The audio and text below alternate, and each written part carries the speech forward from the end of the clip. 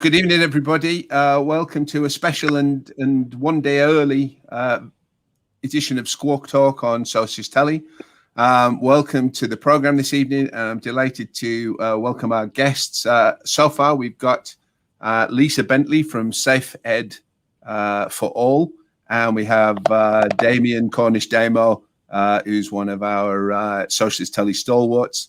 And we're rolling up a couple of different things into one show tonight. So we'll be looking at the past week in politics. We'll be talking about the latest developments in terms of what's going on in education. And Lisa's going to hold forth and let us know everything that's going on about that.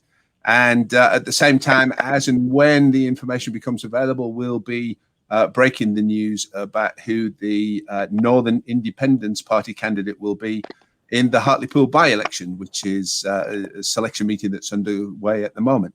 Welcome, everybody. I hope you've had a good weekend so far. Lisa, we'll start you off. You were getting fired up about schools events going on this week, and there's been a couple of little developments happening while we've been even preparing for the show. So we've seen that the number of school infections has shot up since the schools went back a couple of weeks ago. And we've seen that in the last week, I think it was 43% of the clusters of coronavirus taking place in the UK have been in schools. We've also seen the government's chief medical officer, Chris Whitty, announcing that he could see schools starting the third wave. And that's entirely in line with what the SAGE committee was saying before the schools reopened, which was that it was the closure of the schools that was driving down the infection rate, and not, and the lockdown overall, not the vaccine program as yet. And they were worried that the reopening of schools was going to affect and diminish the effectiveness of the vaccine program. So, Lisa, tell us a little bit about what's been going on with you this week. All right, just thanks very much for having me back on. It's kind of the least surprising news in the world that the unfettered reopening of the schools is causing the third wave, as SAGE said it would do. And just looking at the figures, there's been a 471% rise in kids being isolated. The 0 to 19 are now the most prevalent. I think the other week it was 40% of the cases were in that age bracket. It changes slightly from day to day.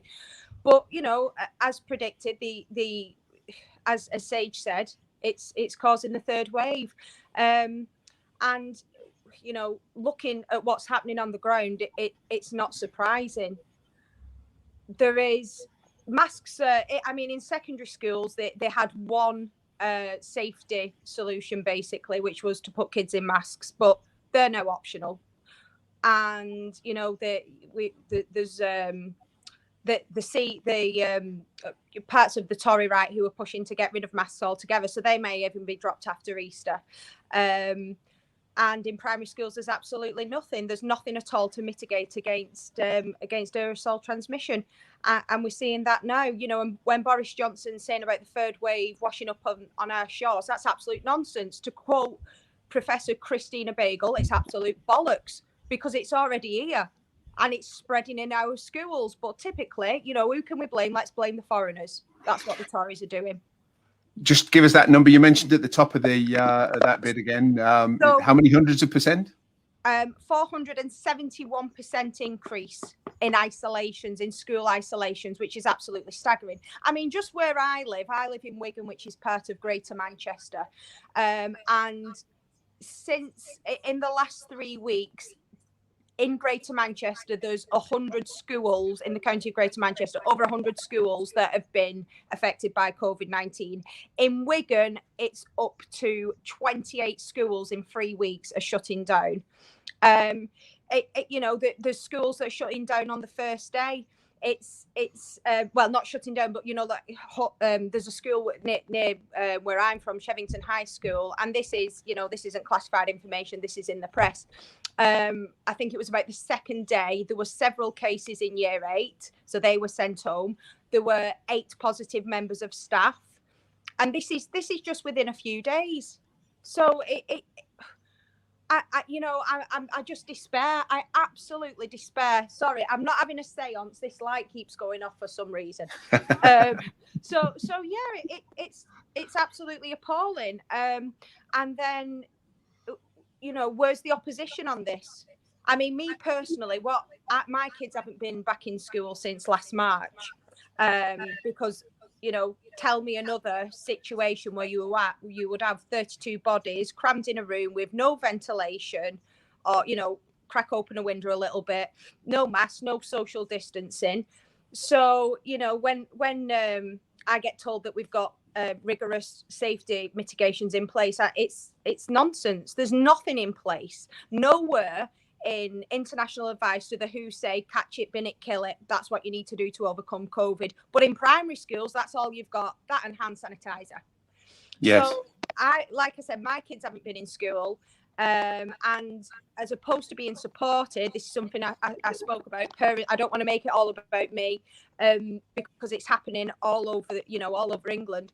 We're getting threatened with fines and prosecution. I've been threatened with jail. It's ridiculous. There's the woman I'm helping at the moment in Wigan, and she is clinically extremely vulnerable. She's a single parent and she lives with a mum who is also clinically extremely vulnerable. Now, her daughter can't go back because if she brings this virus home, there is a very, very good chance they'll die. They're severely immunocompromised. She's been told to send her daughter back or else face the consequences. They're still shielding, and she's had an attendance officer show up at her door when they're not even meant to leave the house. They're shielding. So this is the level of harassment and bullying. And I helped her. She wrote to her local Labour MP, and she got a cut and paste response saying the reopening of schools has been very successful. I have no idea where they've got that information from, because it contradicts everything we know is a fact, and offered no help. It's a desperately sad situation. Bonnie, you've got some personal experience on that front. Do you want to tell us what's going on? Yeah, I'm also a single parent, also clinically extremely vulnerable. I took my children out of school a year ago, and when they decided they were going to reopen the schools in September, I asked my children go to two different schools. I asked the school specifically if I could keep the children home while the numbers were likely to rocket before I made any decision. And I was also threatened with legal action. Luckily, I'm a qualified teacher and I'm working from home. So in order to keep myself safe, I was forced to deregister my children from school, which is completely unsatisfactory, because ultimately the children of disabled parents or parents with an underlying chronic health condition are being denied access to school places. And at some point, I live in London, obviously, at some point I'm going to want the children to go back to school, and there's no guarantee that there will be a school place for them to go to. Yes, well, I mean, the 471% increase in isolation, that's from Schools Week, so they're keeping a close eye on what's going on there.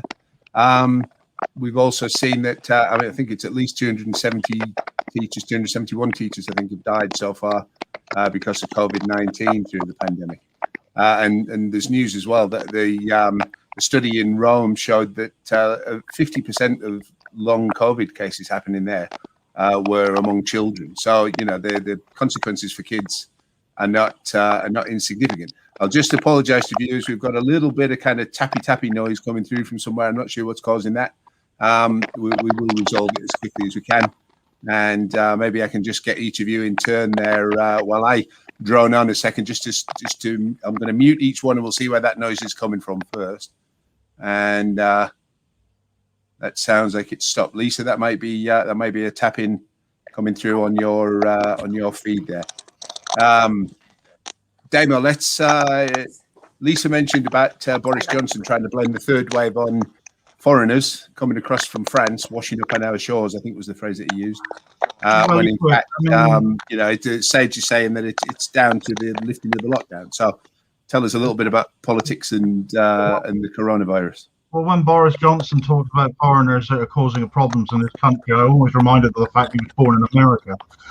Anyway, yeah, I mean, my experience as well with this school situation. Obviously, my wife is CEV as well. We have been, I suppose, we've been rather lucky in West Cornwall, because every time there's been a bit of a breakout of coronavirus and it's gone around the country, and you've seen school closures, all in massive restrictions everywhere.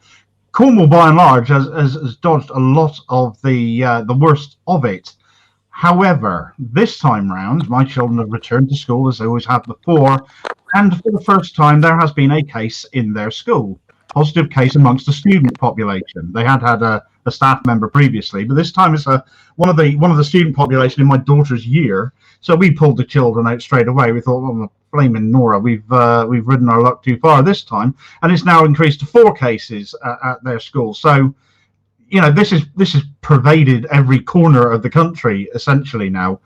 And I've also recorded a show today that's coming out tomorrow, which I want to draw attention to, because I spoke to the organisation Shield Us today, and this is an organisation that is representing those who are shielding essentially, and many of these are parents. There are children who are also CEV, CV, and shielding. Shielding ends completely this coming Wednesday, arbitrarily. No special circumstances, special measures being put in place to replace it. Every single person in this country who is shielding, that finishes on Wednesday. And for him to say that, let's remember what he said previously. He's blaming foreigners this time because that makes good press and it plays to the hard right of his own party. But he has gone on camera before and he's admitted that the biggest vectors of transmission in this country are schools. And that continues to be the case, and it's repeated because we've come out of our third lockdown now, and it won't be long before we're in a 4th one, because the same things are happening all over again. No special measures have been put in place in schools. There's been no prioritization of school staff. There has been no realistic space between students. The classes are still the same size as they ever were. And I spoke to Dr. Gabriel Scally from Independence Age a few weeks ago. You might remember, Steve, and he was saying that in the States you could have a report for each and every classroom in each and every school, and parents will know where the child is. They will know what sanitizer they'll be able to have. They will know the details regarding ventilation, regarding the rooms that they're in. And they will be able to access this online at the drop of a hat. There's absolutely nothing in place in this country anywhere like that, nor has there been any attempt to improve that situation either. And this is firmly on this government yet again. They're looking for someone to blame. They picked the migrants this time, foreigners coming in. Well, let's think about who didn't shut down the routes into this country, and who has repeatedly not done that. The travel restrictions in and out of our airports, for example, they have not happened, and the government has been widely criticised for not doing that properly. So if they want to blame anyone, they need to look to their own, because the buck ends with them. Agree with that. Lisa, what's your thoughts on it? It was just something I was going to say to actually, if I can just get back to what she was saying about she's had to deregister her children, which is absolutely appalling. Bonnie, have you reported that to Ofsted yet? I did actually call Ofsted. Mm-hmm. Yes, I did actually call Ofsted. It's one of my kids just making an appearance there. No, it's okay, no worries. Because that is something Layla Moran actually wrote a letter. Safe Ed for All made an oral submission to Layla Moran, and lots of parents wrote to her individually as well, telling them about how the appalling way that parents like yourself, have been treated in all of this. And she went on to have a meeting with Nick Gibb. And what transpired from that meeting is that it should not be happening. We should not be getting threatened with fines, prosecution, and off-rolling. And if anybody has off-rolled, because coercion into off-rolling as well, that's unacceptable, because class that as off-rolling, then it needs to be reported. So on that, if you can follow up, because like you said, it's completely unacceptable. They can't on one hand say that, oh, kids need to be within the four walls of school to learn because we're really bothered about their education and the mental health, and then on the other hand, actually get out of school because we don't want our attendance figures to look bad. The two things aren't compatible. So it is completely unacceptable now. And you've got this worry, will my child get back into that school? It's, all of this, I think, it's meant to be within the best interests of the child. That it's clearly not if you're being forced to take your child out of school away from his or her friends. That's right. The double standards are ridiculous. And the idea as well, it's, they talk a lot about the mental health of children. And yes, all things being equal, I want my kids back in school. I want my kids playing and learning at school. But all things aren't equal. We're in a pandemic. And what is going to have a greater impact on their mental well-being in having a mum on a ventilator, or worse, ending up with long COVID, or a few months of remote education? Well, I mean, I'm staggered. And that's absolutely true. I mean, I'm a qualified teacher as well, so maybe that means I'm a bit more confident in making sure that the children are going to receive a standard of qualification that will mean they can slot back into their classes when it's safe for them to go back. And I'm aware that most parents haven't got the luxury of that experience and confidence and what have you. But actually, before I made the decision that I had to deregister my children from their schools, I did contact Ofsted. I also got in touch with the Department for Education as well, who were very sympathetic to what was going on. But unfortunately, the wheels were turning far too slowly.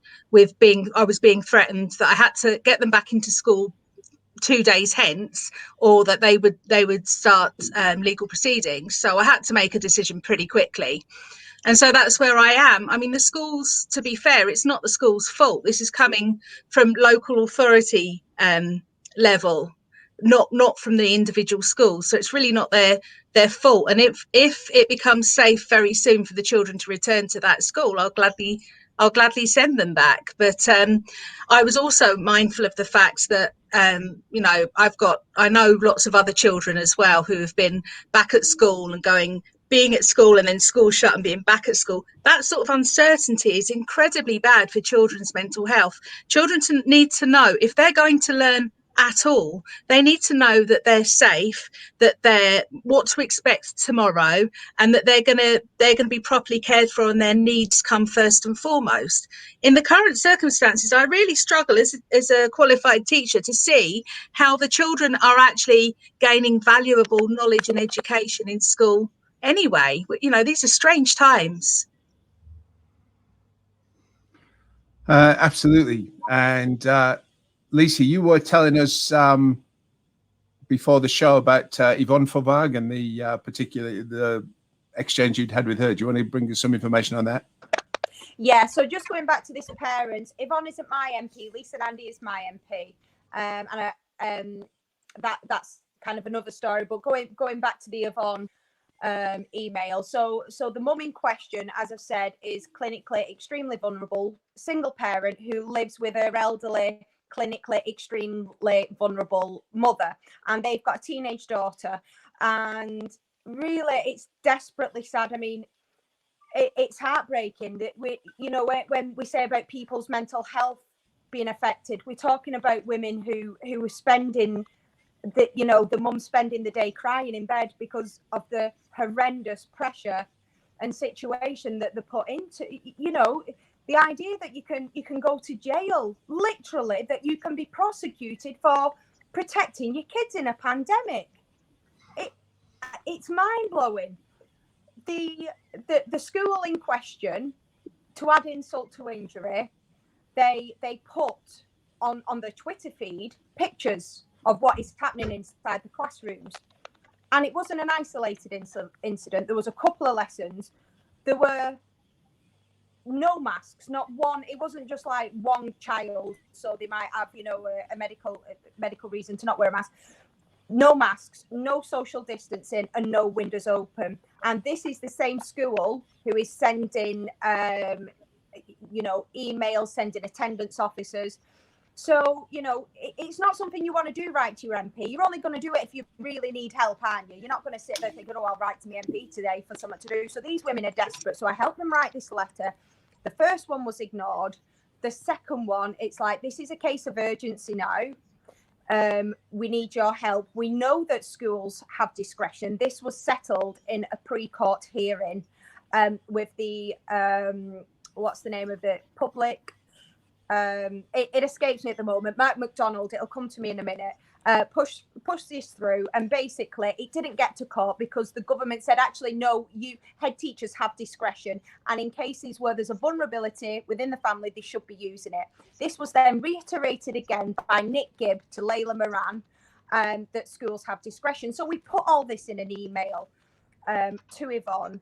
Said, this girl cannot go to school. There's no safety measures in place.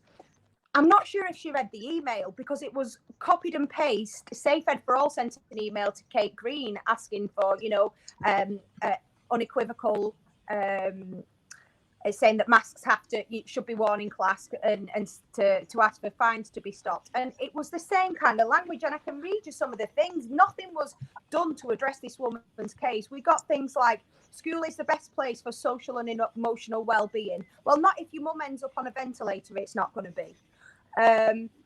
Schools, this is a good quote. Serious illness is extremely low in kids. No, there's over 80,000 children with long COVID. It's nearly up to 85,000 children who are poorly 5 weeks after. Another one, I am pleased that the reopening of schools has been successful. There's 28 schools in Wigan what are shut in 3 weeks that have had COVID. What, seriously? It's like banging your head against a brick wall. What is wrong with Labour? Seriously? Because it's blatantly not true. It's obvious it's not been successful. When there's 100 schools in Greater Manchester that have had cases of COVID, when there's a primary school down the road from me called Westfield, on the first day, reception was sent home. It's not successful. It's anything but successful. It's a catastrophe. That's what it is. So the absolute gall of sending these desperate women in a terribly sad situation who are facing God knows what, a generic cut and paste email regurgitating all the same nonsense, it's just a blinking insult. And really, as you can see, it's something I feel so passionately about. It's the lies, it's the gaslighting. Yeah, I mean, Mark McDonald has been an absolute godsend, I think. What a fantastic Labour MP he would have made. And the same goes for all of the public interest law centres you're trying to think of. And yeah, they have brought to the public's attention the fact that it is up to head teachers, often local authorities other than that, it's at their discretion. It's not down to the government. It's at local level discretion as to how they will handle absences due to COVID, how they will support communities, how they support CV and CEV parents. And I know you're having an absolutely awful time of it up in Wigan. And we spoke at length on it when I interviewed Safe Ed for All. So far, touch wood, the school down here has been supportive. But again, they can only offer us time off until the 31st of March, because the moment shielding ends, boom, they're saying they no longer have any facility to allow us any more time off. Now, of course, we know that's not necessarily true, and I will, of course, take that forward and push that point. But it needs to be more widely appreciated, the fact that it is parents talk to their school. If you speak to each other, so parents support each other, for heaven's sake. Go to the school as a collective, show a bit of solidarity with your fellow parents and all the rest of that. And with numbers, you can perhaps get a little bit further along than you would if you were trying to do things on your own. It really is down to the schools, and I really hope that the issues that you're having to deal with your children's school, Lisa, are resolved and they wake up to themselves a little bit. It's going to get a lot worse once shielding lifts. You're going to see parents who get their children home to protect themselves.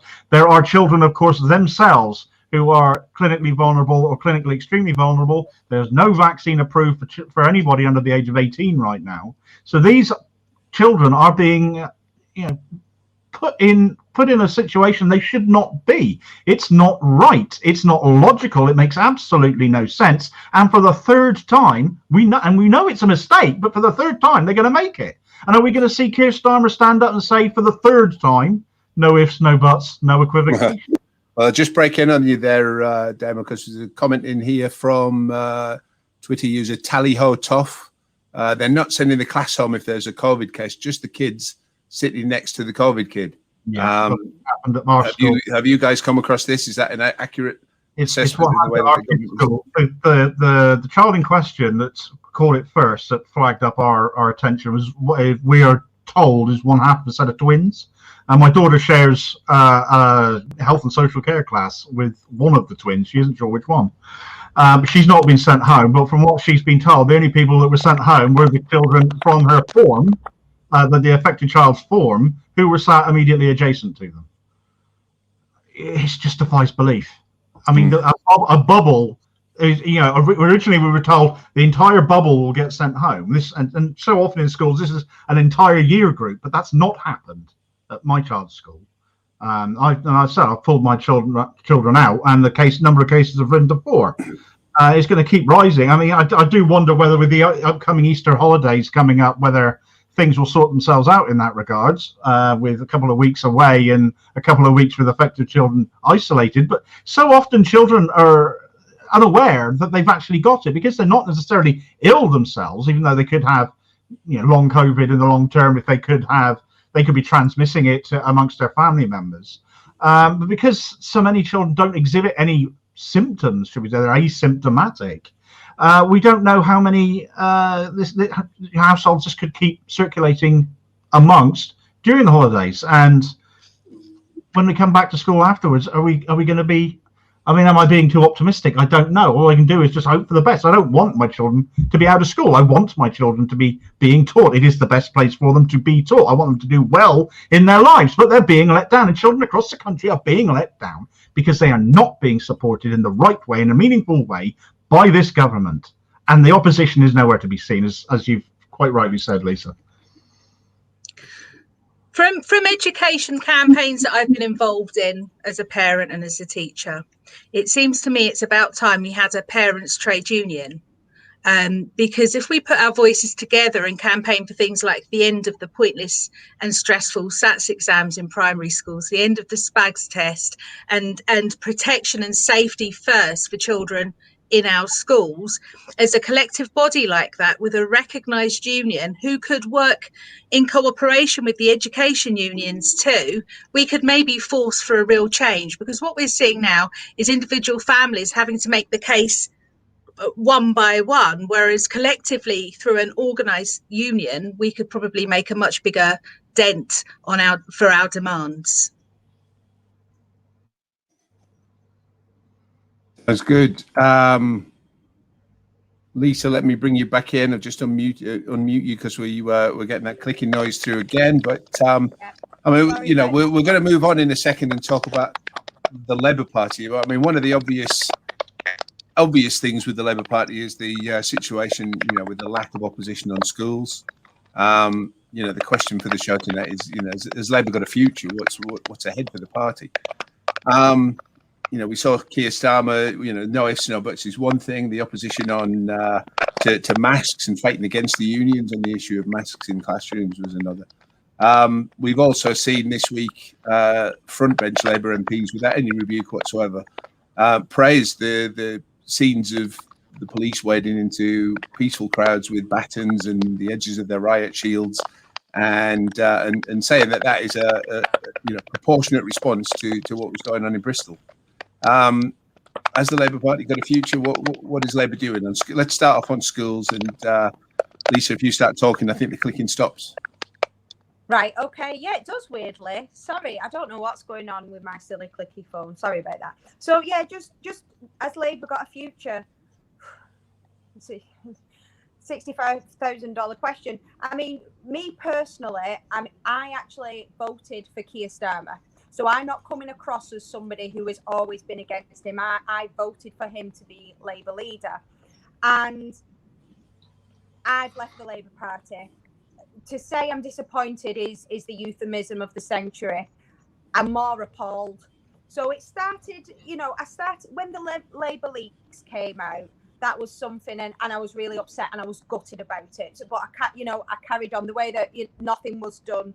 The racist abuse that Diane Abbott got was disgusting. And nobody, there was no solidarity there. That upset me. And then obviously the way that Corbyn was treated, got the whip removed. I still hung on. Rebecca Long Bailey was booted for absolutely nothing. Well, we know what it was, is because she wanted safer schools. She wanted to work with the unions. Brexit, there's been, Keir Starmer was, in my head, he was going to hold Johnson's feet to the fire about Brexit, about the deal. Nothing on that. Matt Hancock breaks the law. Okay, so what? Should he go? No, now is not the time. And then the latest thing, and I can't stomach it anymore, is about schools. He must know they're not safe. But instead of coming out, I expect the Tories not to care. I expect the Tories. Down at my local high school, there's a teacher, and she was a pregnant teacher on a ventilator. She caught COVID in school. And I wrote to Lisa Nandy, and I said about the safety, because it's not, obviously I want my kids to be safe, but I want everybody, I want the staff to be safe. I want everybody to be safe in schools, and they're not. And I said, I expect Boris Johnson not to care about this woman. I accept that for him, we're all collateral damage, but I would expect more off Labour. And that is why I'm going on about Labour. When these people say, oh, why aren't you having a go at the Tories? Well, I am, but Labour are meant to be in our opposition. So, he knows that they're not safe, the schools. He must know that they're not safe. But he's that terrified of coming out and saying something about it. He's trying to please everybody. And in doing so, he's pleasing nobody at all. I won't vote Labour this time. Not after, no. When it was 2019, I was out and I was canvassing every day, knocking on doors. I was texting my friends. I even went to my friends. I drove to her house at 9 o'clock and in my pajamas and said, come on, Claire, I'm going to take you to vote. I was doing all sorts. This time, I'm not even going to vote for him. I can't express my disappointment. It's something so basic to have. There's nothing controversial about wanting to have a safe environment for your kids to learn. There's nothing controversial about vulnerable parents not getting threatened with fines and prosecution and prison sentences and off-rolling. But instead of coming out and saying and giving us a voice, they're whispering in emails between each other. Oh, yeah, well, yeah, Labour doesn't think that's a good idea, of course. It's a blunt instrument. No, we need your voice now. We need, we need help now. We need opposition now. I want this I want the kids in school, but until it's safe, I don't want to be getting threatened with 3-month jail sentences. And I personally don't think that's a lot to ask. I don't think I'm asking the earth there for Labour's support on that. So, yeah, to me, have they got a future? Well, they have, but there's no clear path at the moment, because they're just trying to imitate the Tories. They're just a Tory-like version. Well, I've just brought something up on the screen there, which is the latest polling. I haven't seen yet who's done the poll, but it's one of the major ones, of Keir Starmer's popularity, and or particularly whether or not he looks like a prime minister in waiting to Northern voices, which is particularly apposite at the moment, because obviously we've got the selection for the Hartlepool by-election going on as we speak, and Labour standing a gaff-prone, let's be kind, utterly pro-Europe candidate in one of the most kind of northern working class Leave areas that you could imagine. And we're seeing that Keir Starmer is kind of essentially, well, if the red line was good, you'd be reaching for the skies. But sadly, the red line is people who don't think that Keir Starmer looks like a PM in waiting, and barely over 1 in 5 people who think he is. And that's in the north, which should be maybe a stronghold. So let's talk about, we heard this said by the right when they were smearing Jeremy Corbyn as leader, but, it probably applies in this case to the idea that the fish rots from the head. So Keir Starmer, has he got what it takes? Has he got the appeal? Is there any way to redeem his leadership of the party and turn him into somebody that people see as a prime minister in waiting and actually can give people the idea of some vision? No, Steve. No, he doesn't. I mean, we've had some pretty poor leaders in our time. We've had leaders we've disagreed with, but quite often those leaders have had some form of a direction. They've had ideas, they've had plans. You might not have agreed with them, but at least they had something about it. And 1 year into his tenure, we still haven't got the faintest clue what Keir Starmer stands for. And we've had rumours across social media today that he's apparently going to blame Annalise Dodd for all of this and get rid of her after the May elections, which, if true, smacks of a complete delusion and the detraction from reality greater than we ever thought possible, frankly. He has been really, really poor. He was elected on this platform of unity. He had these 10 pledges. Do you remember the 10 pledges? I mean, economic justice, yet he opposed tax hikes on the wealthiest. He abstained on the Covert Human Intelligence Sources Bill, that Spy Cops bill, which authorised criminal conduct for the likes of undercover police. And in the recent atmosphere of the what we've seen happening in Bristol and Clapham Common, this has again raised its heads as to whether there could be some link to that involved here. He promised to strengthen workers' rights and trade unions. He's done the complete opposite, to the point that he's driven the Bakers Union to consider disaffiliation and unite the union to reduce its donations to the party. He promised to provide effective opposition to the Tories, yet he might as well be sat on their benches, quite frankly. And repeatedly he's abstained. Repeatedly he has refrained from actually opposing them on very much at all. He's sacked members of his own party from front bench positions, like Rebecca Long Bailey, who was mentioned before, and he's called for the sacking of other women, notably recently of Nicola Sturgeon, but he's failed to ever ask a single Conservative frontbencher to resign, including Matt Hancock, when the massive levels of corruption in his department were laid bare. And it's just one series of kicks in the teeth to the members after another. I was a branch chair going into the 2019 general election. I was coordinating the leafleting and the door knocking and the conversations across a huge chunk of the southernmost tip of Cornwall. And I'm afraid I'm in a very similar boat to Lisa here. Although I'm still in the party, my vote is not one that they should consider a right to have, nor are my efforts. And in that vein, I'm not too keen to lift a finger, quite frankly. I think the key to how we resolve the problems within the party is simple matter of democracy. So if you go back to the Kinnock years, we had a situation where Labour Party democracy. Oh, can't hear you, Steve. No, Steve's got technical issues. Carry on, Bonnie. Right. Yeah, so we had a situation under Kinnock where policy decisions were being made by the parliamentary Labour, well, the shadow parliamentary Labour Party. And throughout the Brown and Blair years, what we saw was Labour Party conference literally being a shop front where Labour politicians would stand in front of Labour Party members and tell them what they were going to do on our behalf.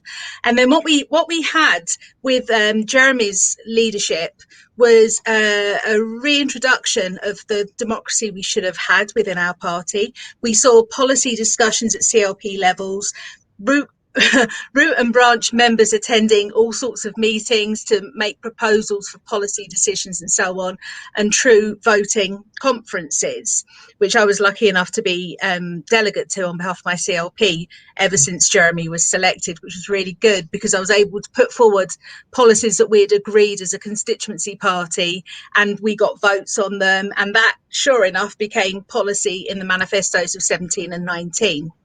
And I managed to stand as a parliamentary candidate in 17 and 19 as well. And I was so proud of those policies because they came from us, the members. They came from our ideas, from our lived experiences. And we were telling the politicians what we needed to hear from them. And it was fantastic. We had activists out every day. The election in 19 was in December. People were concentrating on Christmas shopping. It was cold. It was dark at 3 o'clock in the afternoon, but we were out. We were knocking on doors with our fairy lights on, trying to make a difference and an impact. It was a really exciting time. And since Keir took leadership, all of that has been stopped. We are told what we can even discuss and debate in our CLPs. CLPs are getting suspended. The party centrally are telling us who we have to have as officers in our CLPs as well. And we haven't had a voting conference. Now, I don't know why we didn't get to have a conference last September, because the TUC managed to have a voting conference and we were denied one. Meanwhile, we've been lumbered with an unelected General Secretary telling us what we can do and calling all of the shots. If Keir Starmer wants to reinvigorate the fantastic base that we built up over the last 5 years under Jeremy, all he needs to do is start listening to us and telling us what we're up, letting us tell them what we're hearing on the doorsteps and what we need him to do. There's still a chance he can turn this around, but he has to start listening, and he has to enable a functioning democracy within our party. I don't think he wants an engaged membership anymore, Bonnie. I don't think he wants members at all. I think they're a massive inconvenience to him, and really we're quite happy to just have our dues and shove us off into a corner so we don't have any say anymore.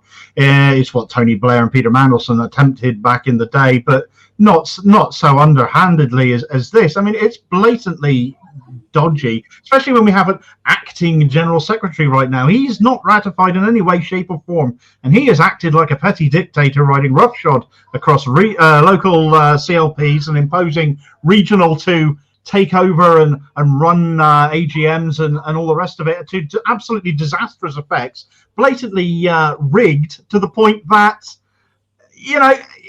all the positions end up going to right wings. I mean, look what happened in Bristol West. This is one of the biggest CLPs in the country. It's one of the most left-wing CLPs in the country. Every position went to the right because they decided because regional screwed up, utterly made a mess of that AGM. They had 5 hours to take votes. They didn't end up voting on it until about 11:30 at night, by which point about 100 members had gone because they had kids to put to bed, they had tea to get on and all the rest of it.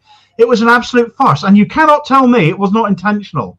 You don't get that level of incompetence in an organisation as old and as big as the Labour Party. This was blatant. They knew what they were doing, and it's an absolute sham. All the inspiration, all of the enthusiasm that was brought to the party when Jeremy Corbyn came in with his team and the policies he laid on the table, and he brought people like me who'd never belonged to a party in their lives. They were all the same to me. He enthused me, inspired me, brought me into the party. I ended up serving on my CLP as a disability officer for 3 years. That's gone. I wouldn't do that again right now. I'm not going to sit on an executive where our opinions are not wanted, where our influence is unwelcome. Well, I mean, it's an absolute mess. And yes, I'm angry, but I'm as angry as thousands of members across this country right now that things have descended to the point they're at. And we're back to the days where you can't barely put a fag paper between Labour and the Tories for what they're doing. Yeah, it's upsetting, isn't it? I mean, I can remember I've travelled all around the country campaigning and knocking on doors for candidates in elections and by-elections. And until 2015, we were told on doorstep after doorstep that there's no point voting Labour because they're not offering us anything significantly different from the Tories. So we might as well just vote vote Tory, because at least we know what we're getting with them. But it is very depressing. I mean, my own CLP has seen party membership fall by about 15% in the last 12 months. And what we're also seeing is, comparing now with the activists we saw in the general election in 2019, we're having great difficulty even encouraging people to phone bank in London. We've got the GLA elections coming up in a few weeks, and we're really, really struggling to get activists involved in phone banking. You know, we can't be out knocking on doors because of coronavirus. The only thing we can do is phone bank, and people can do that from their own homes, and we're all at home all the time. So these sort of conversations should be easy to encourage with amongst the membership, but the membership just are telling me that they don't see the point. They don't want to endorse what's happening here, and that should really worry the people at the top of our party, because I agree with you, Damo. It seems like they don't want our time or our activism or our ideas anymore. And they are losing trade union money. We're going to be back in a position where they're going to be going to the big donors again, when we truly are no different to the Conservative Party. You know, why aren't we making a song and dance about Priti Patel's £77,000 expense claim to the Brow Bar? Where is our party? Why are we having to lead so much from the front and we're not hearing it? These worries even echoed. I don't believe our front bench are unaware of the issues that this government's corruption is causing. But even more significantly, £37 billion to a private company for Serco Track and Trace. They're calling it NHS Track and Trace. It is not NHS Track and Trace. And in an article I read yesterday, Boris Johnson was saying, the vaccination programme is a great success, but it's only been possible because we work with the private companies and contractors. And yes, sure enough, they have given a huge amount of money to the pharmaceutical companies, but it's only been deliverable by our fantastic NHS, which is being parcelled up for the lowest bidder from the American insurance companies, which we really do need to be shouting about. Where is Ashworth? Where is Jonathan Ashworth, the Shadow Secretary of State for Health? He hasn't had anything at all to say about this of any significance, and he should be screaming from the rafters that they are taking and dismantling our NHS piece by piece, right in front of us, even during a pandemic. Where are they? I think for the most part, they're being silenced. They're being told they cannot go out and speak. I mean, how often have we had the example of, I mean, I'll come back to Annalise Dodds a moment. She's supposed to be the Shadow Chancellor, but how often do you see Rachel Reeves going on the TV to speak on matters that are to do with, you know, the economy or education was another one she was quite often put up for discussion on. She's clearly, you know, Keith's safe pair of hands for these sort of things. She's not going to rock the boat. She's going to say the sort of things he wants her to say, which is to basically echo and wring their hands about whatever the Conservative front bench are talking about now. Yes, the NHS is getting parcelled up and shitted off. It should be one thing that we are fighting against, arguing against, calling out. Priti Patel and her £77,000 on her eyebrows. Who does she think she is? Dennis Healy?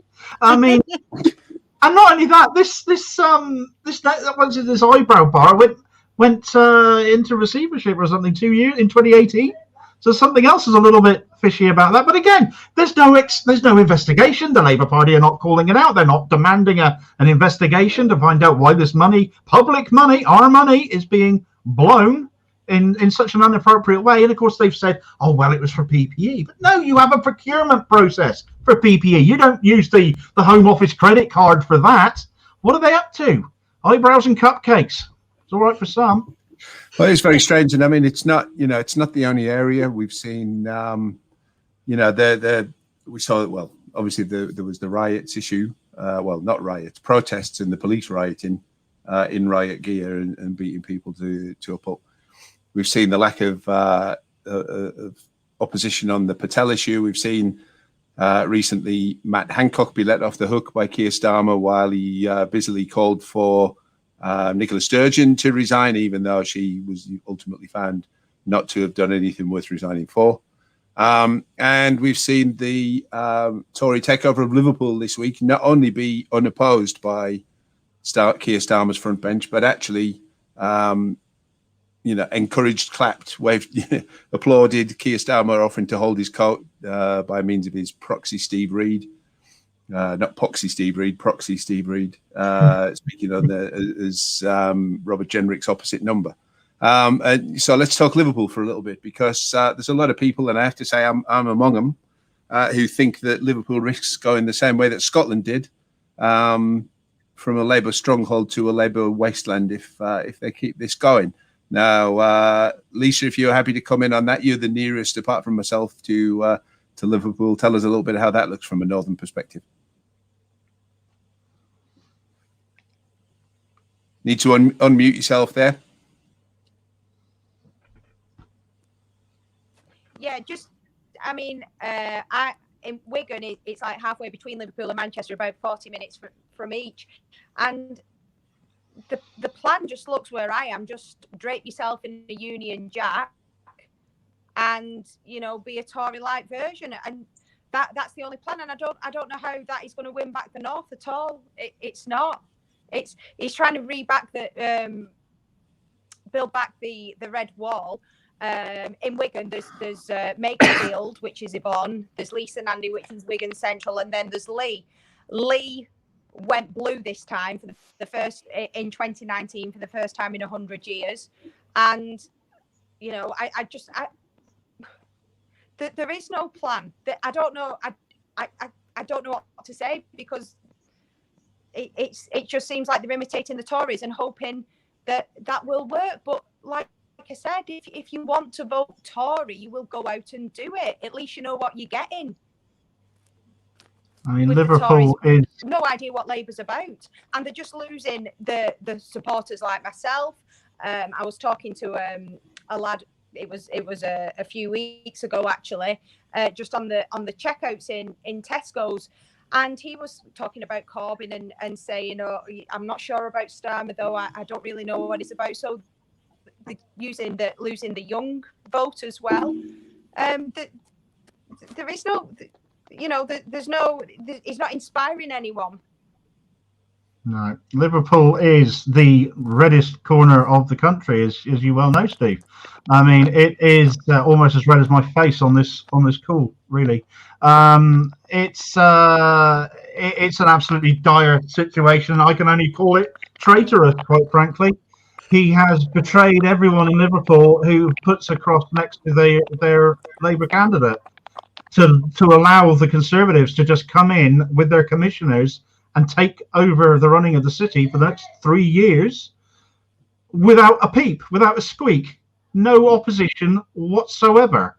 Well, you're being too kind to him there, Demo, because it wasn't with no opposition. They were standing on the sidelines applauding them through, giving them a guard of honour as they marched in, because Steve Reed stood up and said, we support everything that the government has said, and our representatives in Labour City Council will do the same, etc., etc. And I did a monologue on that a couple of days ago, and it's people might be sick of hearing me talk about it, but the hypocrisy of all that was just staggering, because you've got Robert Jenrick, Tory Secretary of State for Communities, standing up there and saying this is what's going to happen in Liverpool, and it's not even a year since he was in the headlines for signing off, put pressure in officials to sign off on a £1 billion property deal for a Tory donor that ended up saving the Tory donor £45 million. And, the money that would have otherwise gone in local levies to pay for local services. And, he didn't just, sign that off, but when his advisors came to him and begged him not to approve it, he approved it. And he eventually had to accept that he'd acted unlawfully on that, but the guy still saved all the money and made a nice little donation then 12 days later into Tory party funds. So who are they to talk about what's going on? I have no kind of drum to bang for the leaders of the city council in the past few years in Liverpool, because the blunt truth of the matter is that the Labour right, excuse me, it's a Freudian slip, that one. The Labour right has fought tooth and nail to cling on to the levers of power in Liverpool City Council, and did so with regrettable success. So it's the Labour right that's been this, which then leads into the fact that you've got Labour standing there now saying, yeah, we support you and it's terrible and, just haven't lived up to the right. It's their bloody faction, excuse the language, that is, if there is anything to answer for, and that's not clear yet, because judges and juries haven't made any ruling on the thing, and the bail conditions on former Mayor Joe Anderson have been dropped. He might have nothing to answer for in the end. But if anybody's been up to anything they shouldn't have done, it's been their group that's been doing it, and there they are, standing up, tutting and pointing fingers and saying how terrible it is. But the Labour Party itself recently, under its new management, has been, acting in a severely questionable way, let's say, in terms of awarding contracts. So, supposedly property development has been an issue in Liverpool, but, procurement has been an issue in the Labour Party with a number of contracts of undisclosed amounts of money, because the party won't say how much they were for, but presumably not insubstantial, saying that, we'll give this contract to this company that used to be owned by David Evans, but now he doesn't own it because he's the acting general secretary, but his wife does. And then we saw the whole anonymous voter thing, where a anonymous voter is supposedly, it's been highly criticised. It's a system that the Labour Party has imposed on local members for running online votes. And the contract for that was, according to the owner of that business, just agreed after a couple of conversations about what the contract would be, and it was approved, and that was it. So none of it has a competitive process, and it's, at least two of them have gone to people who are closely linked to the acting general secretary of the Labour Party, and actually to Keir Starmer's office, because the same company that is involved in this, in the political consultation, has the guy who is Starmer's chief of staff worked for them for 2 years, so he's linked to them as well. Steve Reed, on the other hand, is a director of Labour Together. And I think it's got that right. There's so many of these Labour, so-called Labour groups sprung up during the Corbyn leadership, which received, I think it was out of about £1 million worth of donations that it received, it was over £800,000 of it that they didn't declare within the legal time frame. So who are they? Who is he as a director of that company to be pointing fingers at anybody? So, excuse me for getting on my own little Damo-esque rant there, but, it's as somebody living in Liverpool, watching the right wing of the party do stuff around the country and in Liverpool, and then more right wingers pointing fingers as if it hasn't been them who've been doing it. And Keir Starmer's approach to opposition on the Liverpool issue was, I'll hold your coat, Boris. Off you go, and we'll back you up. I've said enough. Somebody else come in and bail me out now. Yeah, well, I was going to say, if you paint this in the context of the so-called chicken coup of 2016 and the people that were involved in that, and then we had a general election in 2017 that we came so close to winning with the most progressive socialist manifesto of our party since 1945.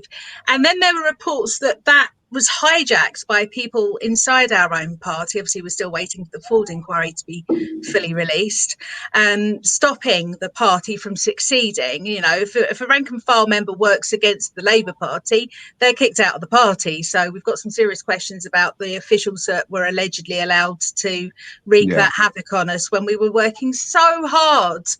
I will just say there, let me just cut in there 1 second, buddy, because we had a comment pop up on the feed there, which had somebody making a legally unproven and potentially libelous comment there about the former mayor of Liverpool. So we'll point out again, he has not been found guilty of anything, and the police have dropped his bail conditions. So whatever has gone on, if anything has gone on, then it's been done by people on the right of the party. I will also say we had somebody drop a comment in just now claiming that the issue with Priti Patel and her eyebrows was debunked, and I will say that is not the case. The Tories the government refused to answer and say what exactly the money was spent on. They could have put that to bed very easily, and they've used a proxy, which is a right-wing gossip site, essentially, to put out a spoiler on the story and try to claim that it isn't anything that she needs to worry about. But there are also questions whether the company even still exists, that money was supposedly signed off to on the government credit card. So, people who are claiming that has all been put to bed are in La La Land. But it does seem from some of the other comments coming in there that this gentleman who has put that in is a Conservative supporter, so it's no particular surprise. Sorry, Bonnie, I interrupted you. That's fine. It was an important intervention there, so thanks for put my teeth back in, clarifying that, Boris. So I was saying it would seem that there were people inside the machinery of our party that wrecked our chances in 2017, that fantastic manifesto. And then we've seen the purging of left-wing members. We've seen the control being taken of left-wing CLPs like those in Bristol, in Newham, East London and around other places. And now it would seem the deliberate hijacking of the remaining seats in the so-called Red Wall, which is, after all, a Tory phrase. It's not one of ours, but, the People's Republic of Liverpool is being taken over.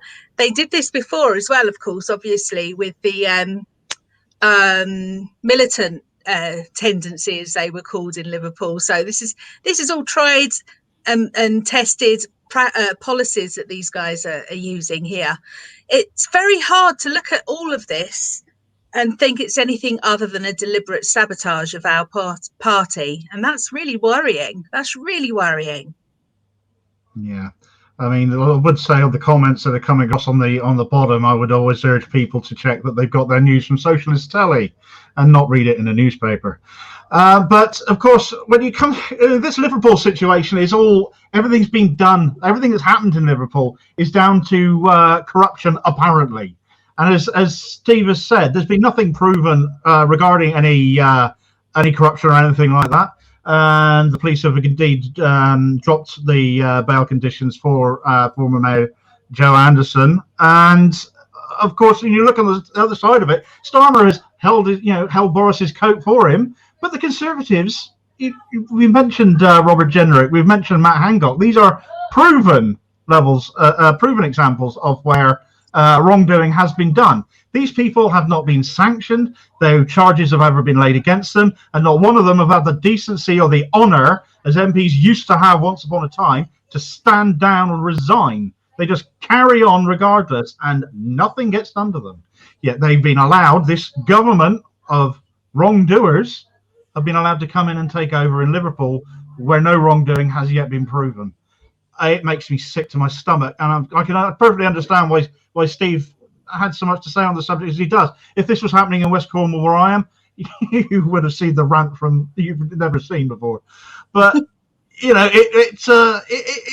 hurts. It really does hurt when it's local to you, when it's an area you care about. And for Labour to do this in their strongest, staunchest heartland, I mean, we talked earlier about what the Labour Party's for, and is it going to survive? Not if it does this to its heartlands, not if this does this to its strongest areas of support. It will die.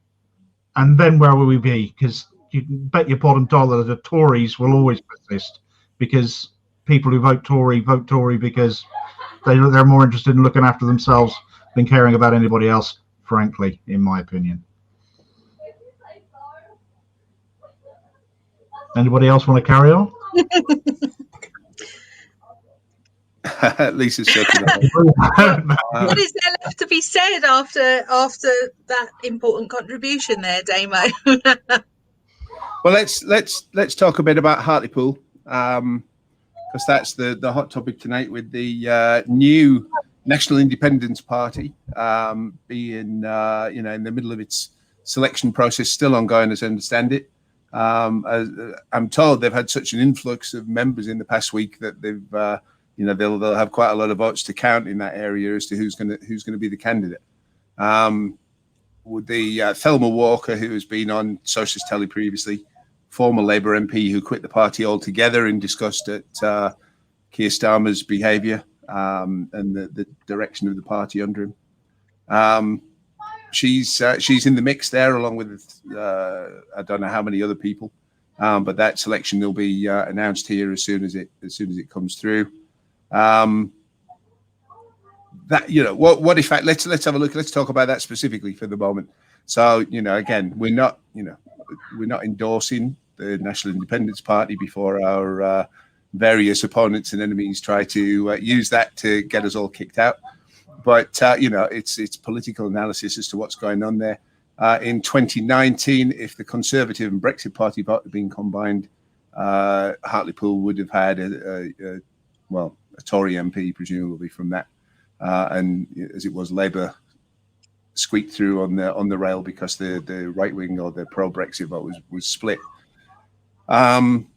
We've now got Labour putting in a candidate who's got a track record of being extremely pro-European, pro-second referendum and all the other stuff, as well as having some serious issues in terms of his past communications and accusations of sexism, etc., etc. So what effect is the National Independence Party standing the candidate going to have? Is it going to split the Labour vote? Is it going to split the Tory vote?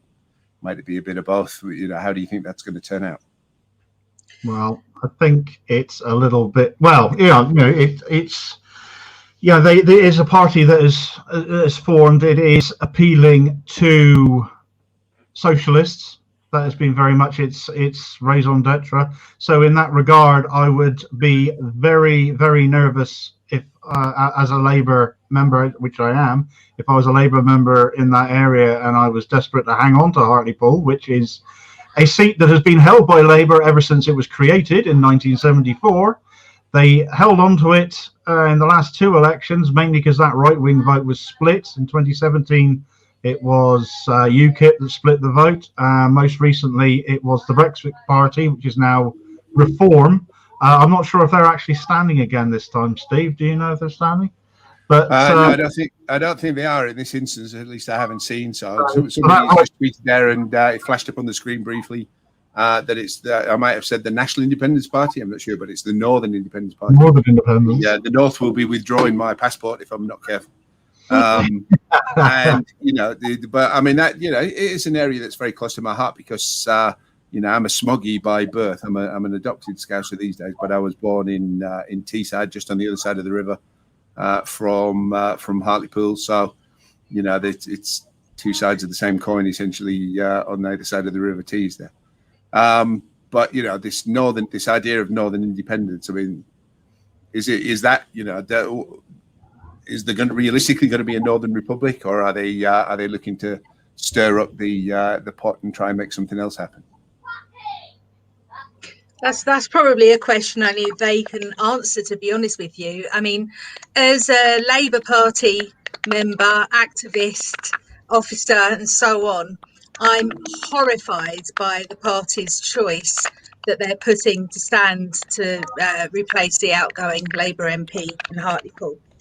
First and foremost, his attitude towards women on tweets that he's put out himself, inexcusable. Unacceptable. No way should that be tolerated. He should have been disbarred for standing anywhere, frankly, for displaying those attitudes. I'm also concerned that, he's not from the area. He has no links with the area. Not that that's a be all and end all, but it's another reason to have somebody else stand in that seat.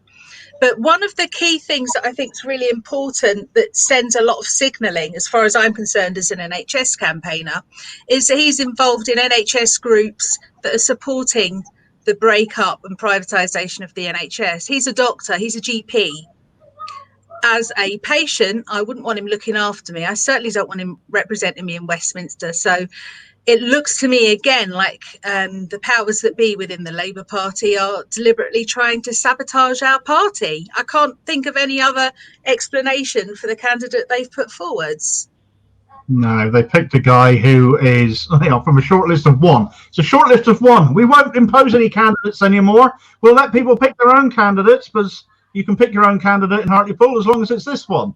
And as you said, he's not a great candidate, frankly. From everything that's come out, it's poor. As a Labour member, I completely concur with your sentiments there, Bonnie. I'm not impressed whatsoever, not one iota. But at the same time, what can you do now? As a Labour member, he's who has been put up for our party. But Labour's lead in successive polls has been virtually level pegging with the Conservatives in this contest already. And this is before the Northern Independence Party declare their candidate and effectively enter the race. And I think it is definitely going to cause a split on that socialist vote. There will be socialists who are within the Labour Party, are loyal to Labour, have always voted Labour, and they're going to continue to vote Labour. But there will be others who have been completely turned off, both by the direction Keir Starmer has taken the party in and by this candidate that they have imposed. And there's going to be a reckoning for that. And with the right-wing vote not split this time, they could lose it to the Conservatives. And if they do, that is on Starmer. I know for a fact they're going to try and blame Corbyn for this somewhere along the lines. Corbyn held that seat in 2017. In fact, Labour held that seat by over 50% of the vote in 2017. So even though the right-wing vote was split, the combined right-wing vote in 2017 was still lower than the Labour vote. So Keir Starmer can't use that excuse. And if anybody tries to come out with that excuse, that it's damage done under the former leadership, it's wrong. Labour have dominated, have won more than half the vote in this seat before. And they should do so again with vision, with inspiration, with policies, God forbid. We don't have them going into this race. And in fact, if we did have them, you can easily argue that a party like the Northern Independence Party may not have sprung up, but it has, because there's a gap in the political spectrum, and gaps in the political spectrum will always be filled by somebody. Well, we saw on the Joe Politics Twitter this today, I think it was, or might have been yesterday, they put a tweet up satirically pointing out that Keir Starmer is apparently going to sack Annalise Dodds from the position of Shadow Chancellor because she's failing to communicate the Labour Party vision. And Joe Politics' comment on that was they talk as if that's something that actually exists. And so we've got Keir Starmer there, failing to provide a vision to begin with. But then it's also an interesting idea to me that they're going to sack a woman. Since when is it the Shadow Chancellor's job to communicate the party's vision? That's the leader of the party's job. It's Keir Starmer not getting that done. It's not Annalise Dodds, because her job is to crunch some numbers and drone on about finance and fiscal stuff. It's not her particular responsibility to communicate the overall vision of the party. And there's only one person that's in the firing line in terms of guilt and responsibility on that front, as far as I'm concerned. Let's bring you in, Bonnie, on that as panelist. Yeah. On that point about sacking a woman to protect a man, this is going to sit so badly in the current climate where the Labour Party have supported police officers who look like they've gone in and stirred up all sorts of trouble in peaceful vigils, mourning the death of an innocent woman by a police officer, the murder of her by apparently a police officer. It doesn't sit well at all. And what we're seeing all across the last couple of days, right across the whole of England, there have been demonstrations that a lot of them have been, broken up very badly, particularly those in Bristol. It looks like the police rocking up mob-handed to, so I don't know what their intention is, to tell them who's the boss or something, perhaps. It's very worrying. But it's about time, really, that Keir starts realising that some of the blame for this situation that we find ourselves in politically lies with him. I suspect there's going to be a lot of pressure on him coming from all sides of the party come the middle of May, when results come across from all of the local elections, mayoral elections and so on. Maybe he could save himself the disgrace of being pushed out and do the honourable thing, step aside and let the grown-ups take control again. Yeah, it's not the way right-wingers operate anymore. They don't seem to believe in resigning, do they? It's as I alluded to this earlier on. Annalise Dodds has been in the firing line, is potentially in the firing line. But we've already seen Rebecca Long-Bailey get sacked. We've seen him call for the resignation of Nicola Sturgeon, as I said earlier. It's always women. And I don't really want to make the accusation that, perhaps, does he have a problem with women, for example? But, it's going to raise that question, sadly. I mean, you're not calling for any men to resign. You're not calling for any Conservatives to resign. But, every time one of a woman politician that pops up and there's an issue with it, you seem to be too keen to do that. And let's face it, this is on you, Starmer. This is not on anyone else. You're the man in charge. You can't keep blaming other people. You will eventually run out of scapegoats. Man up.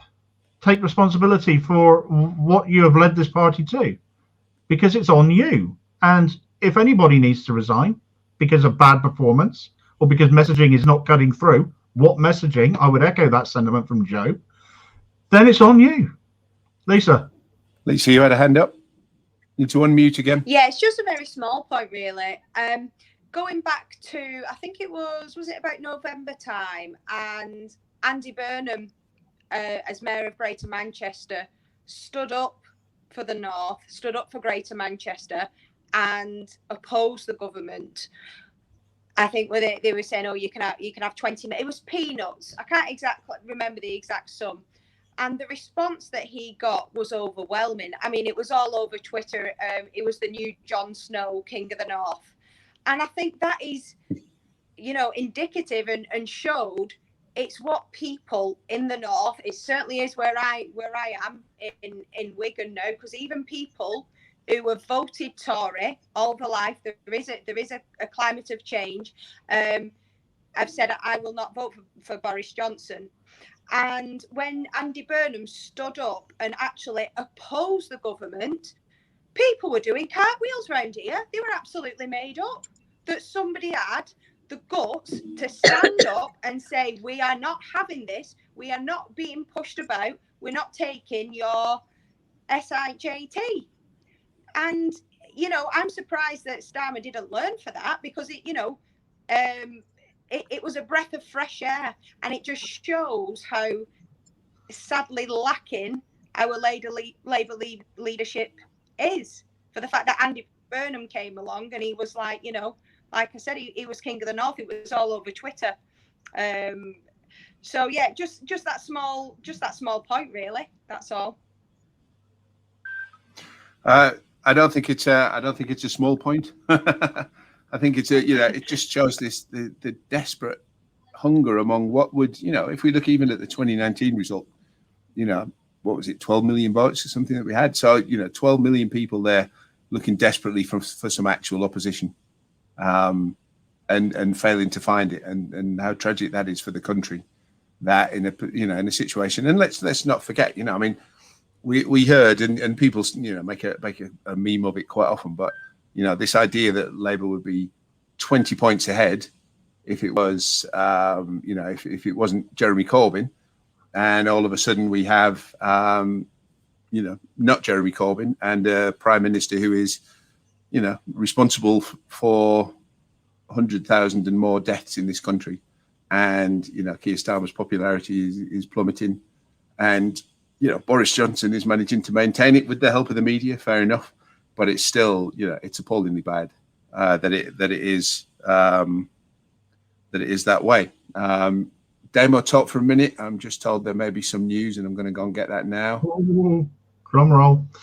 Yeah, all Starmer really had to do, in order to get anywhere with this, was just learn to oppose. For heaven's sake, he's been shown enough times that it works. You engage people. If people want to vote Tory, they're going to vote Tory. They're not going to vote for somebody acting like a Tory. And he's attempted to turn our party back into that once more, back into the bad old days when we're back to the point where there's nothing to call between Labour and the Conservatives. But we're in an era of social media now where we weren't before, and people can have a say and say, no, I don't like this, and I can tell the world about it on social media, and I can take pictures and make memes and make videos and all kinds of wonderful things to express just what my feelings are with this. And that has cut through, and people engage with that, and people aren't tolerating it anymore. You can't just silence us and perhaps dumb us down by relying on us having to get our news from newspapers that have always supported the Conservatives. And of course, Keir Starmer has sought to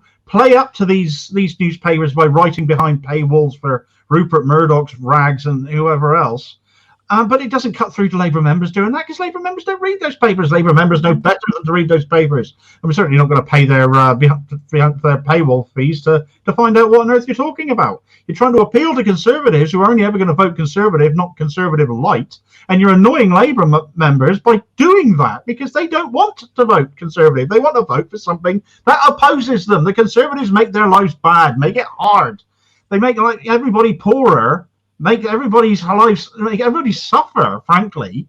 And he's just offering no hope. He's a vacuum for hope, and people want hope again. And anybody who offers hope, be that this Northern Independence Party in Hartlepool or anybody else, and that's a dangerous thing actually, because you could see some horribly right-wing parties pop up as well. Anybody that offers that sort of hope is going to appeal to people. And politics in this country is in a really, really dangerous, really quite fragile state, and we desperately need proper opposition once again. And that means after a year of giving Keir Starmer a chance, for heaven's sake, we need somebody else. And I really do think it's time's up. It feels like the only people that those at the top of our party at the moment oppose is the left and the majority of the membership. It's about time they gave Jeremy the whip back. People are calling out for that. He was our former leader. Historically, leaders of political parties end up being elevated to the House of Lords. Not that I can't imagine that Jeremy would aspire to such a thing, because he's, Tony Benn actually rejected his peerage so he could carry on as a Labour Party MP. And I know how much of a mentor Tony was to Jeremy. I can't help but think that that would start putting some of the wrongs right. Not all of them, but it would show that he's willing to learn from his errors. And so long as he carries on interfering with that process, which, he's overruled the NEC on that, he needs to start listening to people. Let's give Jeremy the whip back. Let him get on with doing what he does. But in the meantime, I hope people are joining Jeremy's project for peace and justice. Yeah. I'll just put people out of their misery if they were thinking there was news on the Northern Independence election. Northern Independence Party did tweet, but they seem to be just yanking people's chain, frankly, at the moment, with a tweet that says there's only one thing I'm interested in, and that is Northern separatism, which is all very lovely, but not the news that we're looking for right at the moment. So still on tenterhooks for that. But hopefully it won't be very long. Noise seems to be there that it's going to be quite soon. I wonder where the cut-off line would be. In terms of what? Sorry, for the Northern Independence. Where's the? Where do they count the North? Right. Yeah.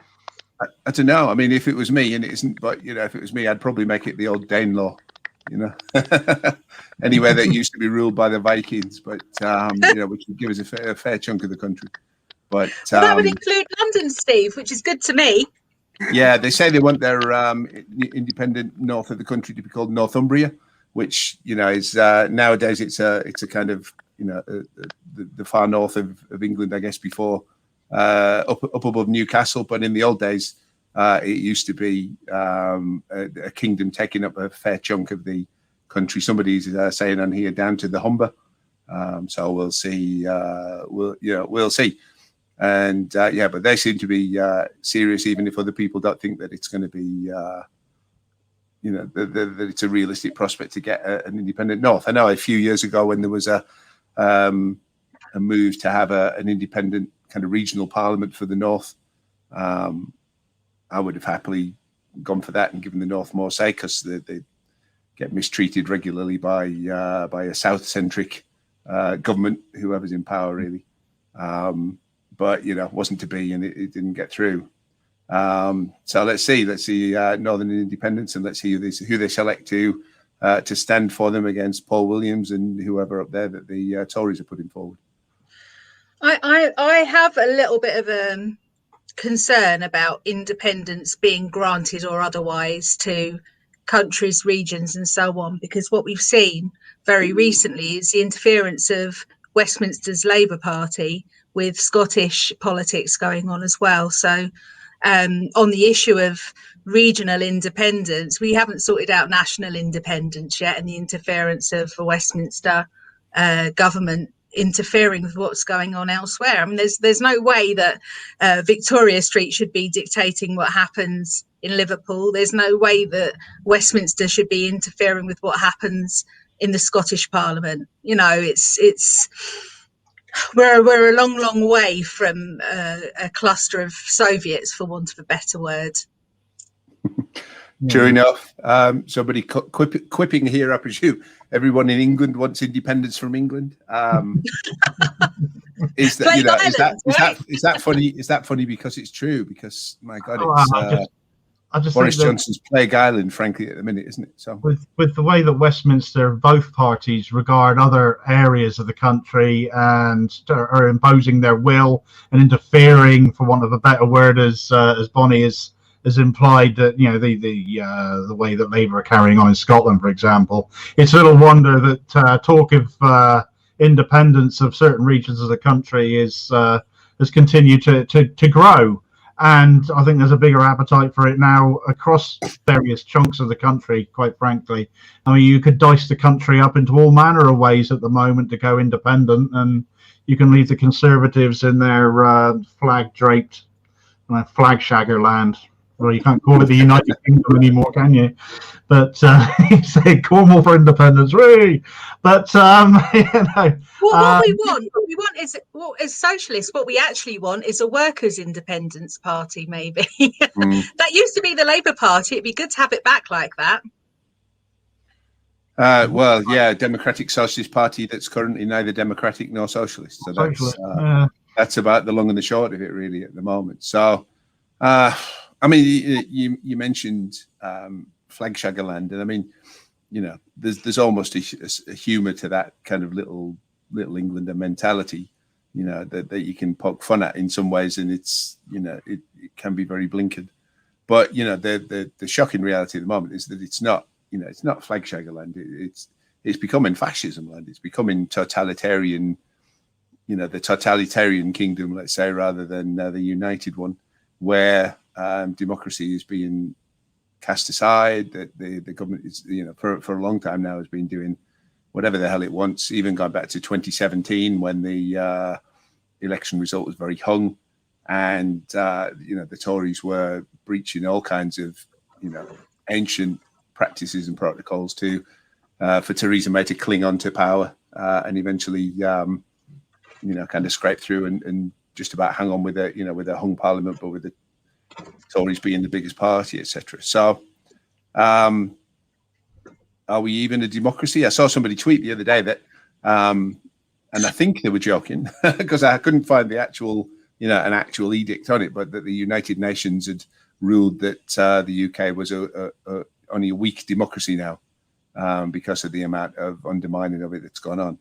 That might have been satire, but again, the best satire is good because it's very close to the truth. I think the Fixed Term Parliaments Act actually started a slide into fascism, quite honestly. So good satire always has that ring of truth about it, but you only have to look at these events with the police over the last week or so to see just what the fascism of this government is going to start looking like. They wanted to remove the right to protest, so people across the country have protested. But look at how the police have reacted to that. And this time they can't get away with perhaps the excuses and the media spin they got away with in situations like Orgreave, because people have been out there on the ground. Everybody's got a camera in their hand. Everybody's able to report on what's happening at the scene, and you're seeing police beating people with riot shields and riding horses into them and setting dogs on them and punching women in the face so they get floored. I mean, is that keeping the peace? That's what they're there for. That's not keeping the peace. What are they? And then we saw, I think it was Gloucestershire Chief Constable quite scarily tweet afterwards that policing by consent is a custom or a convention, not a duty. So he didn't, and saying we're servants of the crown, not servants of the people. Well, I'd be shocked, frankly, if the Queen and I'm not a royalist myself, but if the Queen was approving of what's going on at the moment, then I would be quite surprised. But they, the Tories hide behind this idea that they are the representatives of the crowning government and all this, and that they can do whatever the hell they want, frankly.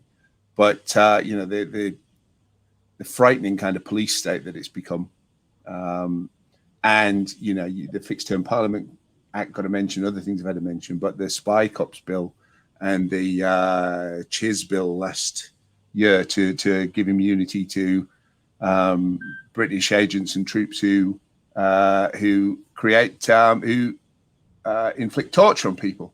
And we just got some news coming there, and Thelma Walker is the NIP candidate for Hartlepool in the by-election.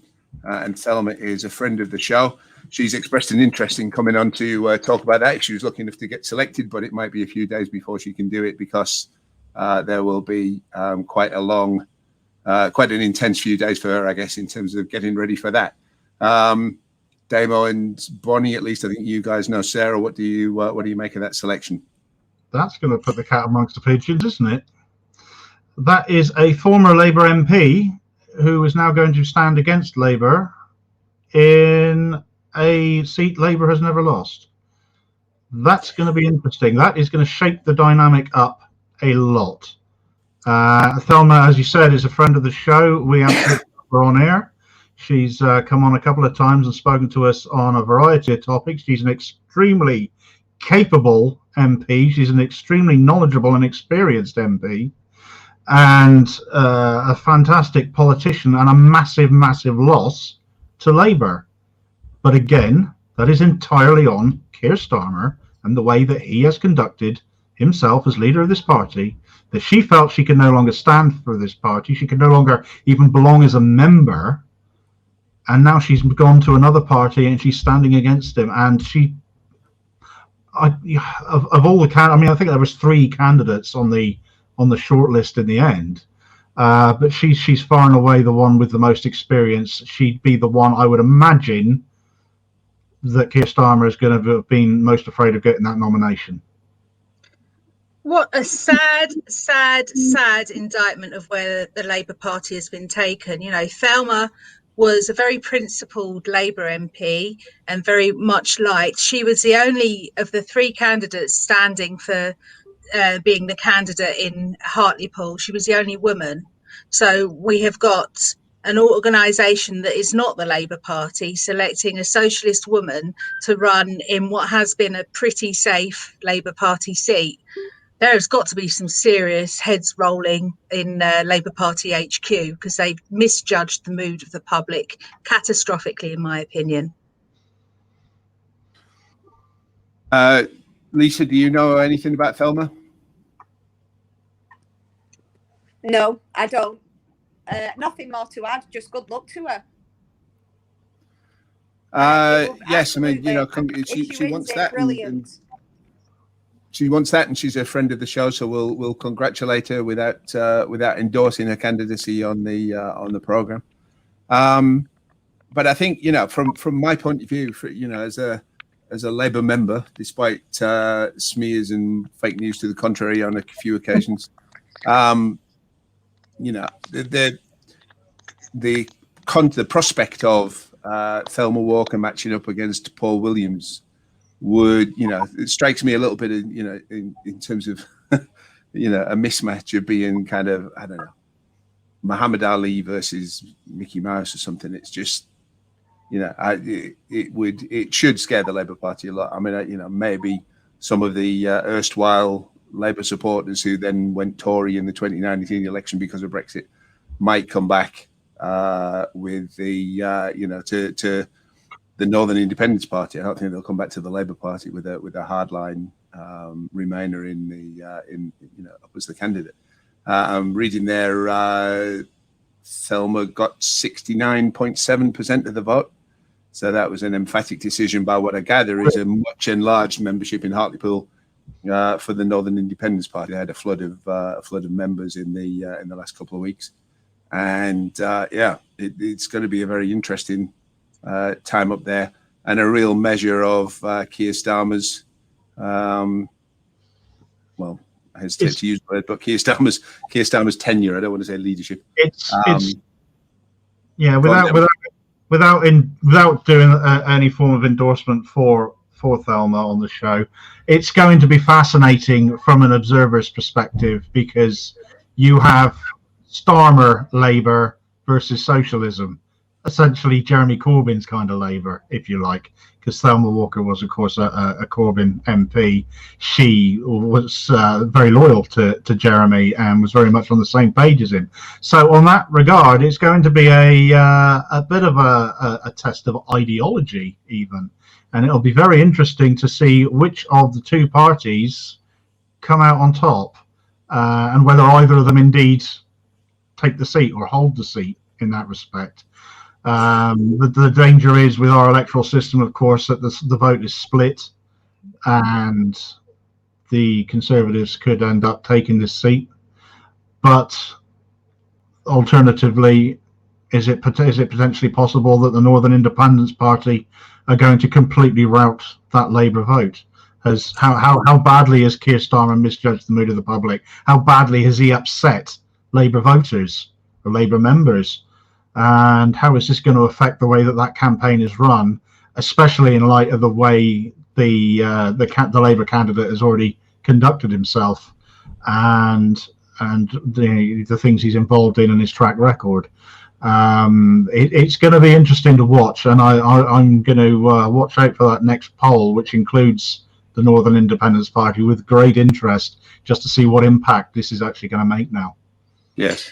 And the level of interest in that, sorry, Bonnie, I'll just say the level of interest in that is, can be seen in as far as we get the stats coming through as the numbers of people watching it. It jumped by about 100% when that news came through. So there's obviously a lot of people waiting eagerly to find out what the result was going to be. Sorry, Bonnie, go on.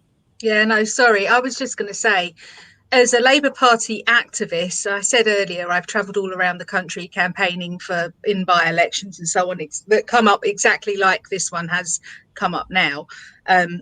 If I was a member in Hartlepool, I'd be seriously angry that we'd had such an awful candidate imposed.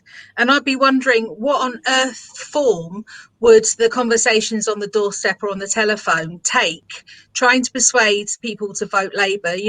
The party have dealt a really difficult hand to our colleagues in Hartlepool, and I'd be really upset. And obviously I'm still a Labour Party member. I am absolutely not going to suggest people vote for a party other than Labour, but I am very angry that things have been made so difficult for our colleagues and comrades in Hartlepool.